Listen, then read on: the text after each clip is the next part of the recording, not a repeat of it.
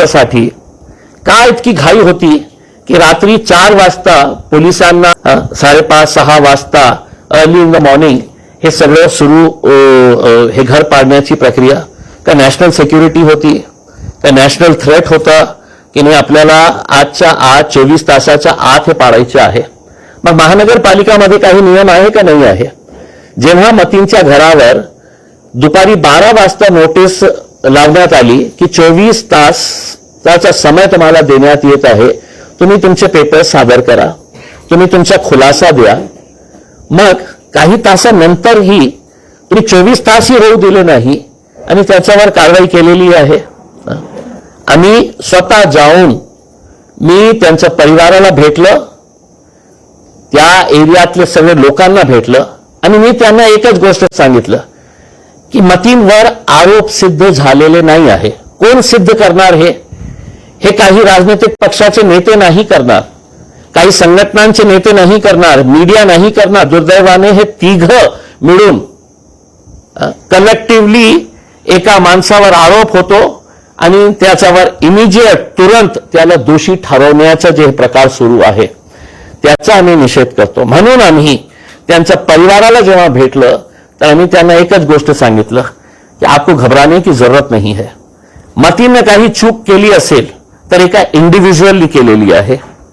त्या घरामध्ये राहणाऱ्या त्याच्या वयोवृद्ध आई, त्याचा वयोवृद्ध पिता आजारी आहे, लहान मुलं, त्याची बायको, त्यांचा काय दोष आहे? आणि जेव्हा मी हे बोलतो तर मी एकटा असा बोलतो असं नाही आहे.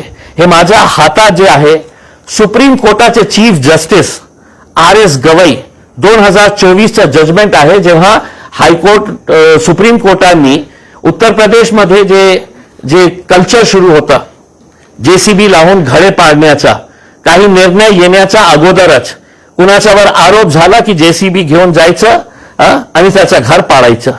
मग जस्टिस गवईने आपल्या या जजमेंटमध्ये, हे जजमेंट आहे writ petition criminal number 162 of 2022, writ petition civil number 328 of 2022, त्याचं जजमेंट 2024ला RS गवई चीफ जस्टिस यांनी जेव्हा दिलं तर त्यांनी या जजमेंटची सुरुवात एका कविताच्या ओळीने केली.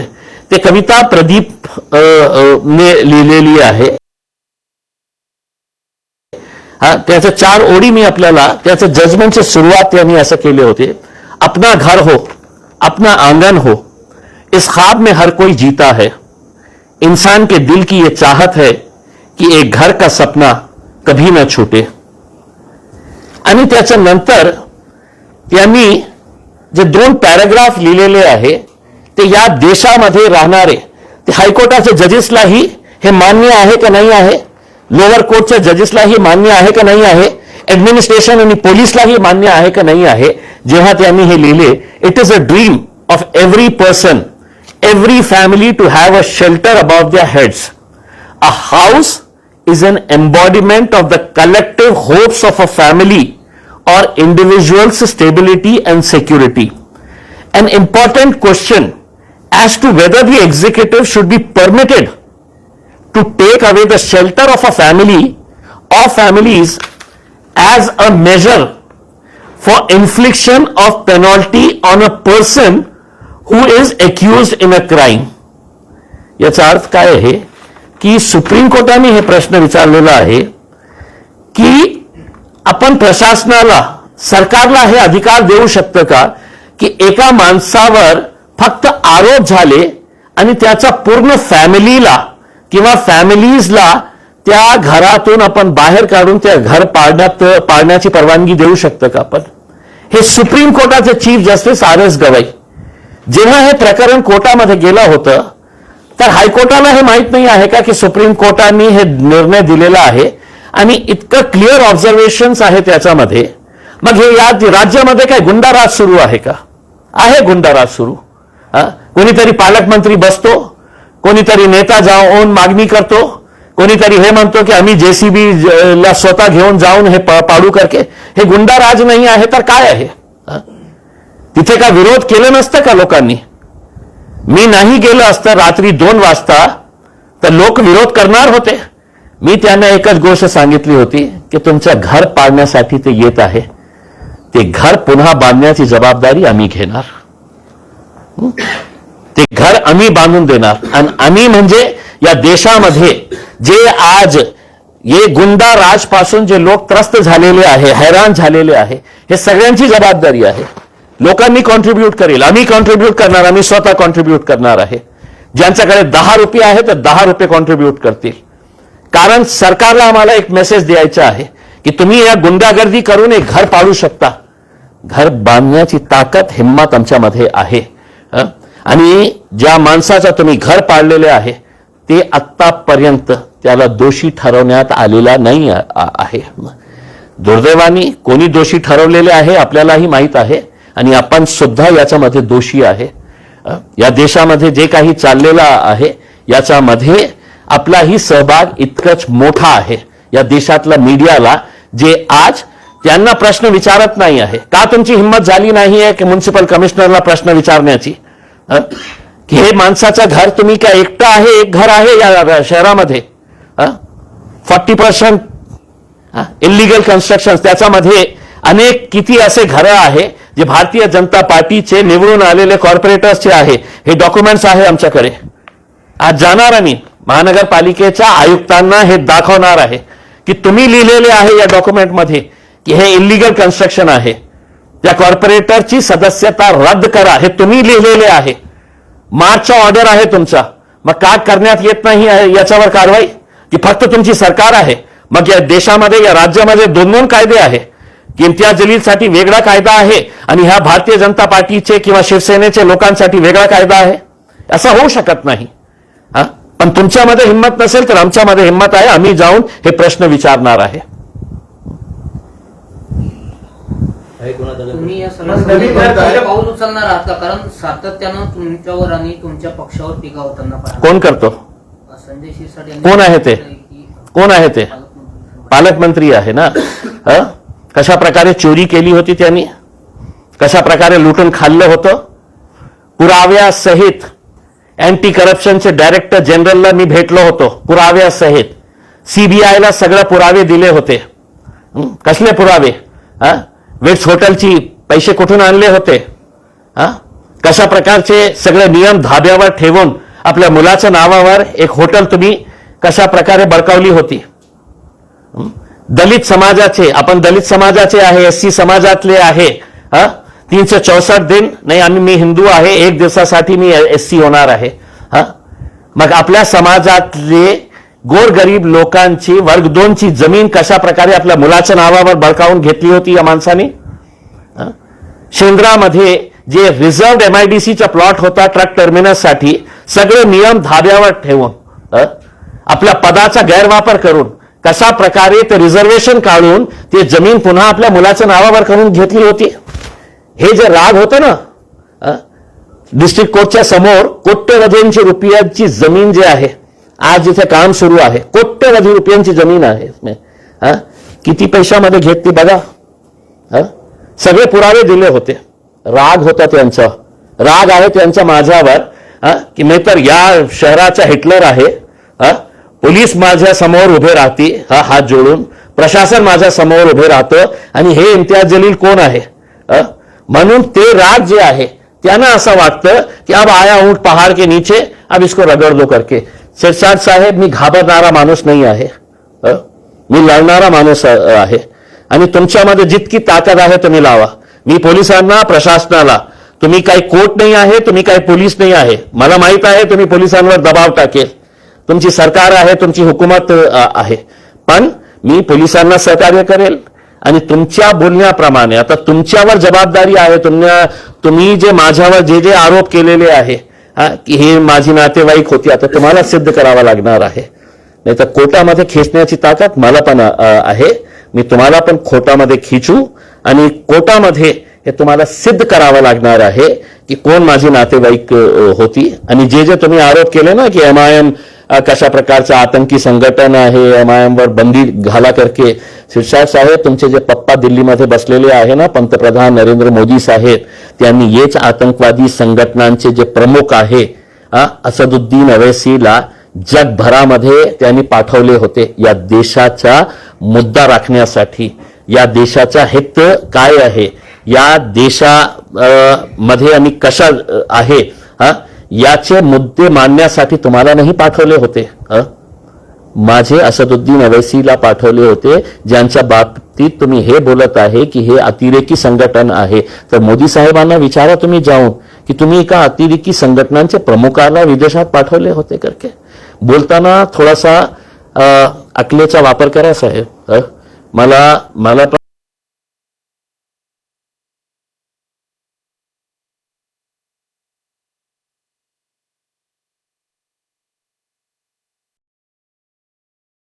पण बोलता येत आहे. मला माहित आहे खूप ऊन आहे, थोडा स्वतःला आपल्याला आवरा. आणि खूप ऊन आहे म्हणून मी आपल्याला सल्ला देतो, देशी घेत असेल म्हणून अशा प्रकारचे जे बडबड जे सुरू आहे ना तुमची याच्या बाबतीत काहीतरी फक्त मी तुम्हाला हेच सल्ला देऊ शकतो की थोडा स्वतःला आवरा आपण. केवळ विरोधाला विरोध म्हणून ते बोलतायत असं म्हणायचं. मग काय आहे, त्यांना असं वाटलं की इम्तियाज जलीलने ते सगळ्या पुराव्यासहित दिलं होतं. त्याच्यावर का कारवाई झाली नाही आहे. या राज्यामध्ये एकाही मीडिया हाऊसमध्ये हिंमत नाही आहे की मुख्यमंत्र्यांना हे प्रश्न विचारण्याची.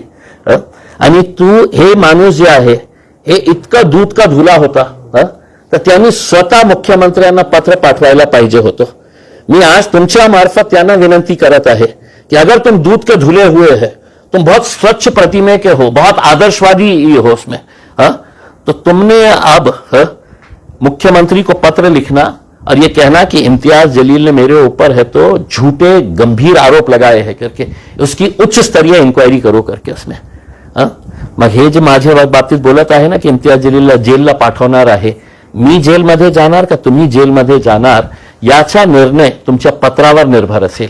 तुम्ही स्वच्छ प्रतिमेचे असेल तर आजच्या आज मुख्यमंत्र्यांना पत्र पाठवा आणि सांगा की हे जे आरोप ज्यांनी केलेले आहे, डीजीला भेटलो होतो अँटी करप्शनचे, सीबीआयचे प्रमुखांना भेटलो होतो, सगळे पुरावे दिले होते, त्यांनीही मान्य केले होते की साहेब याच्यामध्ये काय आहे.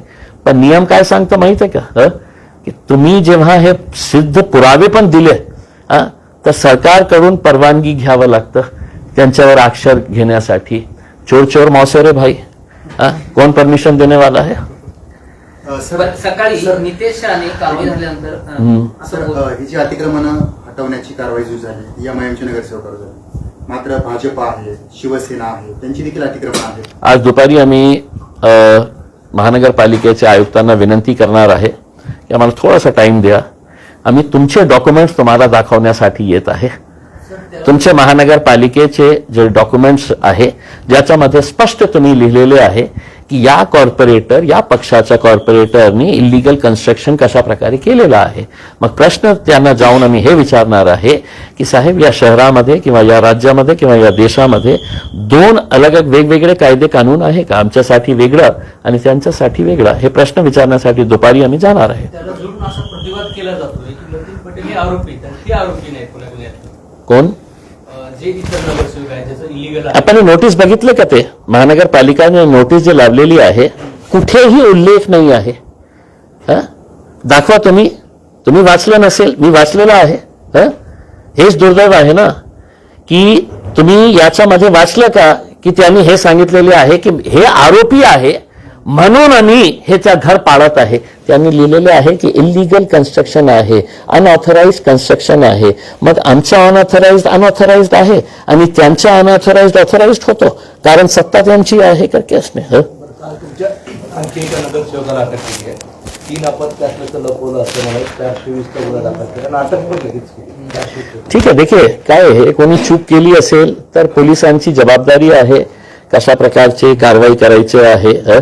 कोर्टामध्ये ते आपला युक्तिवाद करेल, पोलिसांना काय म्हणायचं आहे ते आपलं म्हणणं मानतील.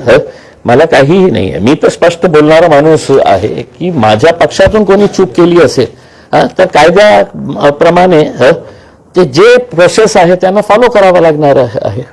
आप मीडिया ट्रायल की बात कर रहे हैं, जो मीडिया इदारे हैं जो फर्जी खबरें चला रहे हैं लव जिहाद के नाम पे इस तरह से, तो MIM 156/3 के तहत इनके खिलाफ एक्शन क्यों नहीं लेती, कानूनी कार्रवाई क्यों नहीं है.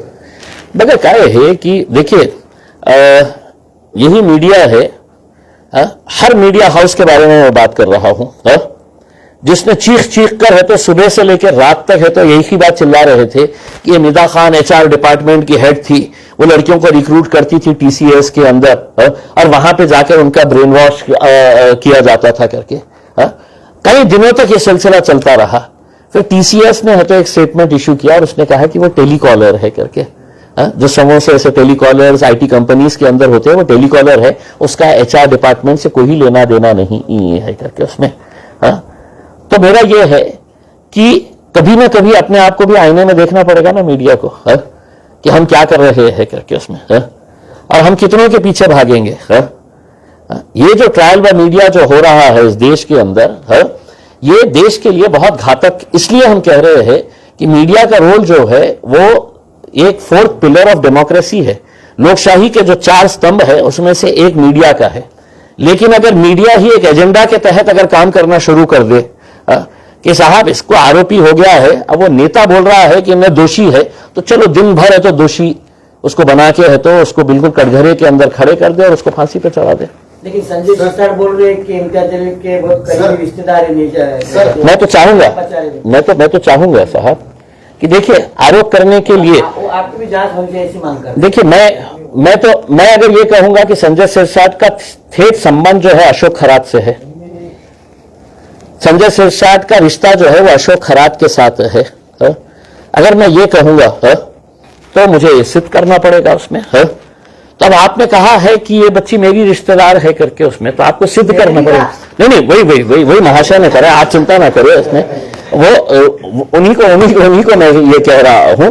देखिए देश के अंदर हर मोदी नाम का आदमी नरेंद्र मोदी का रिश्तेदार अगर हो सकता है, तो मुझे ये बताइएगा कि नीरव मोदी और नरेंद्र मोदी का रिश्तेदार भाई है? गोडसे परिवार जितने भी है इस देश के अंदर, क्या नथुराम गोडसे के रिश्तेदार है? मुझे बताइएगा उसमें। अशोक खरात, इतनी तड़प मैंने ये महाशय की संजय सिरसाट साहब की अशोक खरात के मामले के अंदर नहीं देखी है। उसमें हर 3 घंटे को मीडिया को बुला के बस इम्तियाज जलील को अरेस्ट होना। सिरसाट साहब ना तुम अदालत है ना तुम पुलिस है, ठीक है, तो मंत्री है उसके अंदर जो 1 आध महीने के अंदर जाने वाले हैं घर को। तो बस आपकी ख्वाहिश ये है कि मैंने जेल के अंदर चले जाना चाहिए। इस देश के अंदर है तो आपकी ख्वाहिशों के हिसाब से नहीं चलेगा। ठीक है, आपकी हुकूमत है, आप दबाव डालेंगे, आप मीडिया को बुला के चीख कर कहेंगे, देखा जाएगा उसके अंदर। हम पुलिस के साथ जाएंगे, कॉपरेट करेंगे, अदालत जाएंगे। तुमची आता भूमिका काय असणार आहे? कारण तुमच्यावर आरोप होत आहेत, नंतर तुम्हाला टार्गेट केलं जात आहे, शीर्षक तुमच्यावर आरोप करत आहे, तुमची काय भूमिका असेल? पोलिसांनी माझ्यावर आरोप केले का? इन्व्हेस्टिगेशन कोण करत आहे? त्यांनी माझ्या बाबतीत काही बोललं का? मला हेच बोलायचं आहे की संजय सिरसाट ना तर न्यायालय आहे ना पोलीस आहे। त्यांची फक्त एकच इच्छा आहे की मी ज्या प्रकारे त्यांच्यावर आरोप केले होते ते फक्त आरोप नाही होते, असे फाईल्स होते, मोठे मोठे डॉक्युमेंट्स होते, त्या डॉक्युमेंट्सला तुम्ही चॅलेंज केलं का? नाही केलं ना तुम्ही। आणि आज तुम्ही जेव्हा माझ्यावर आरोप करत आहे, मी काळी मात्र तुमच्या आरोपाला महत्व देत नाही आहे। आरोपाला काय, तुम्हाला मी महत्व देत नाही आहे, तुमच्या आरोपाला तर सोडा। तुम्ही पालकमंत्री असेल, पण माझ्या पालकमंत्रीची एक जे भावना होती, एक हे होतं, स्वप्न होतं की माझ्या शहराचा जे पालक असायला पाहिजे। असे चोर भामटे लोक माझ्या शहरातले पालकमंत्री असेल तर मला असं वाटत नाही आहे की त्यांना काही मला इज्जत देण्याची आवश्यकता आहे करके उसमें। तुम्हाला शब्द असं वाटेल की तुम्ही पालकमंत्र्यांना अशा हे शब्द वापरत आहे। ज्या माणसाची जितकी लायकी असतं तितकंच त्याला मिळतं। मी दुसऱ्या कोणाच्या बाबतीत बोलत आहे का? नाही बोलत आहे ना उसमें। मी तर या राज्याच्या मुख्यमंत्र्यांचा आदर करतो, देवेंद्र फडणवीस साहेबांचा, चांगले मुख्यमंत्री आहे। मी दुसऱ्या पक्षांच्या नेत्यांचा आदर करतो, मी उद्धव साहेबांना लाईक करतो, पण अशा प्रकारचे हे जे लोक आहे त्यांना संधी मिळालेली आहे पैसा कमवण्यासाठी, सेवा करण्यासाठी नाही मिळालेली आहे। सर, तुम्ही आयुक्तांची भेट घेणार आहात, अतिक्रमण असणाऱ्या नेत्यांची यादीच तुम्ही त्याला देणार आहात, तर ते किती नावं आहेत, कुणाची नावं आहेत सांगू शकाल? मी आपल्यालाही विनंती करणार, तुम्ही का सोडणार आम्हाला उसके अंदर? आम्ही जेव्हा जाईल तर तुम्ही पण या।